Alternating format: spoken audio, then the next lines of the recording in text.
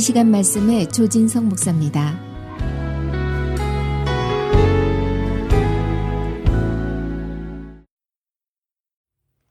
하나님이 주시는 기쁨이 청취자 여러분 심령 가운데 항상 충만하시기를 바랍니다.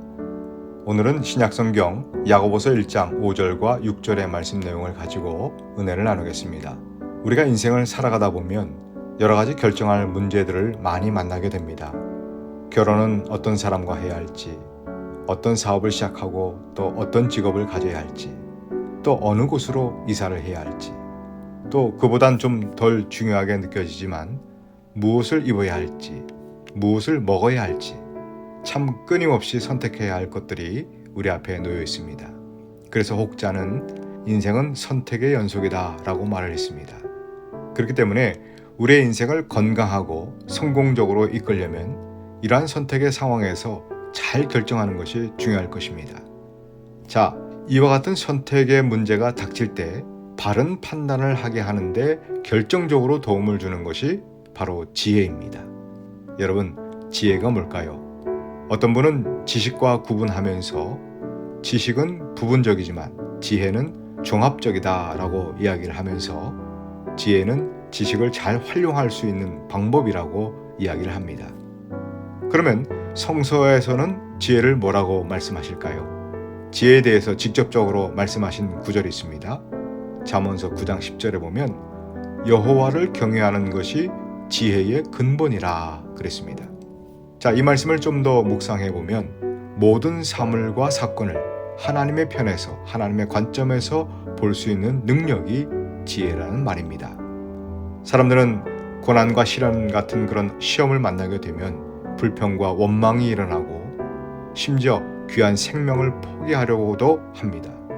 하지만 세상 만물을 창조하시고 지금도 다스리고 계시는 그 하나님의 입장과 하나님의 관점에서 세상을 다시 보기 시작한다면 그 세상이 다시 보이기 시작하고 또 겪고 있는 문제에 대한 해결의 실마리도 보인다는 것입니다. 이렇게 문제에 끌려가는 것이 아니라 문제를 하나하나 정확히 되짚어보면서 해결해 가는 모습, 바로 그 모습이 지혜의 근본이신 하나님의 관점으로 볼 때 나타나는 양상이라고 하는 것이죠. 그래서 우리는 다른 것보다 우선해서 항상 하나님께 지혜를 구해야 된다는 것입니다. 본문 5절에 보면 하나님께서 너희 중에 누구든지 지혜가 부족하거든 지혜를 구하라고 했고요. 또 그 지혜만큼은 구하기만 하면 후히 주시겠다라고 약속하셨습니다. 우리가 어떤 선택을 할 때에 어떤 문제를 놓고 또 씨름할 때 지혜가 없어 괴로워하며 힘들어할 때가 많이 있습니다. 그런데 오늘 말씀을 의지하여 하나님께 지혜를 구하되 우리가 지혜를 구하면 우리 하나님께서 그 지혜를 후하게 조금 더 아끼지 아니하시고 부어주신다는 그 사실을 꼭 기억하시기 바랍니다. 솔로몬이 하나님께 1,000번째 제물을 드리자 하나님이 감동하셨습니다. 그때 솔로몬이 하나님께 구한 것은 어떤 막강한 힘을 구한 것도 아니고 어떤 화려한 물질을 구한 것도 아닙니다. 솔로몬은 백성을 잘 다스릴 수 있는 지혜를 구했습니다. 그러자 후히 주시는 하나님께서는 지혜뿐만 아니라 부귀와 영광과 장수의 축복까지 허락해 주셨습니다.